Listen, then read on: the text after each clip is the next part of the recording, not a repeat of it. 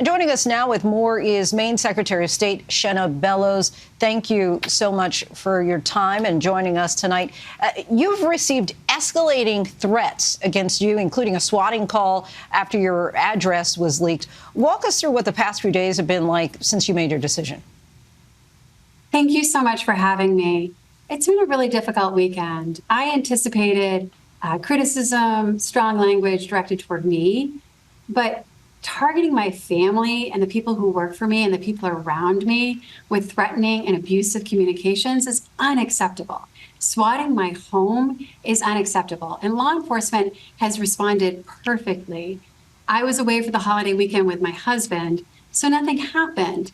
But just because it was a fake call doesn't make it any less dangerous, especially given what we've seen across the country with incidents where law enforcement and the family that was targeted were less prepared. Why did you ultimately come to the conclusion that the former president's behavior warranted taking this step? So Maine has a very unique procedure under Maine law. Once a candidate is qualified for the ballot, which I did for Mr. Trump, any registered Maine voter can bring a challenge to that qualification. And in fact, 5 registered Maine voters, including 2 former Republican state senators, brought a challenge to Mr. Trump's qualifications. I was then obligated under Maine election law to hold an administrative hearing, hear evidence from both sides who were represented by attorneys, and then issue a decision. I did not have the option to decline. So I reviewed the weight of the evidence in the hearing and made the determination that Section 3 of the 14th Amendment does apply to the president, and that the events of January 6th were not only tragic, but qualified as an insurrection and happened at the behest of and with the knowledge and support of the outgoing president. The Maine GOP primary, as you well know, is March 5th. In your decision, you punted physically removing Trump from the ballot until an appeals court rules on the legality. When does your office need absolute clarity on this, as you also have an election to run?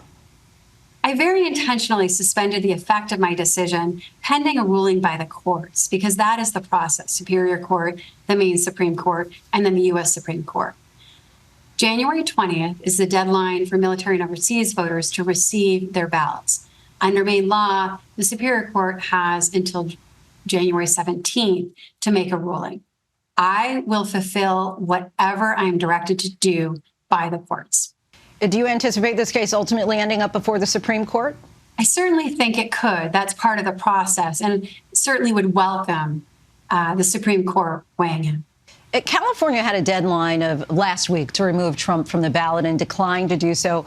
California Governor Gavin Newsom said while Trump is a threat to our liberties, quote, we defeat candidates at the polls. Everything else is a political distraction. Similarly, presidential candidate Chris Christie has said Maine's decision will make Trump a martyr. Your response? So Mr. Chris Christie was also disqualified for the Maine ballot under Maine election laws because he failed to gather sufficient signatures. He sued in Superior Court. The Superior Court upheld my decision. So Maine law is unique. It's different than other states, including California. But regardless, the political or personal or any other considerations other than the Constitution and the rule of law are not appropriate. My job was to follow the Constitution, to which I swore an oath, and to follow the law. And that is the way our process works in this democratic republic. But what do you say to critics who say, look, the voters should ultimately be given the opportunity to vote and make those decisions at the polls? The United States Constitution sets the qualifications for presidential candidates. I cannot place an 18-year-old on the ballot or a non-citizen, or if Barack Obama or George W. Bush wanted to run for president a third time and could get sufficient signatures, I would be prohibited under Maine law from placing them on the ballot. The qualifications for president under the United States Constitution are not a menu. They're not optional. My job is to follow the Constitution and the law. Maine Secretary of State Shena Bellows, we thank you so much for your time. Really appreciate it. Thank you. Hi, everyone. George Stephanopoulos here. Thanks for checking out the ABC News YouTube channel. If you'd like to get more videos, show highlights, and watch live event coverage, click on the right over here to subscribe to our channel. And don't forget to download the ABC News app for breaking news alerts. Thanks for watching.